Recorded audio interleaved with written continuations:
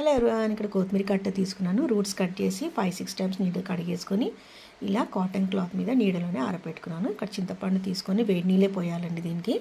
Only గుజ్జు మాత్రం నానిన తర్వాత తీసుకొని ఇట్లా నూనెలో వేయించుకున్నాను. అందులో సాల్ట్ కూడా వేసేసుకున్నాను. తర్వాత కొత్తిమీర ఆరిపోయింది కదా, అది చిన్నగా కట్ చేసుకొని అదే ఆయిల్లో మంచిగా అది బాగా ఫ్రై అయ్యేంత వరకు ఫ్రై చేసుకొని పక్కన పెట్టుకోవాలి. ఇప్పుడు ఒక ప్యాన్ పెట్టుకొని అందులో మెంతులు, ఆవాలు డ్రై రోస్ట్ చేసుకొని పౌడర్ చేసుకోవాలి. తర్వాత కొత్తిమీర, చింతపండు ఉంది కదా, అది పేస్ట్ చేసి పెట్టుకున్నాను. ఇప్పుడు అదే ప్యాన్లో కొద్దిగా ఆయిల్ కొద్దిగా ఎక్కువ పడుతుంది.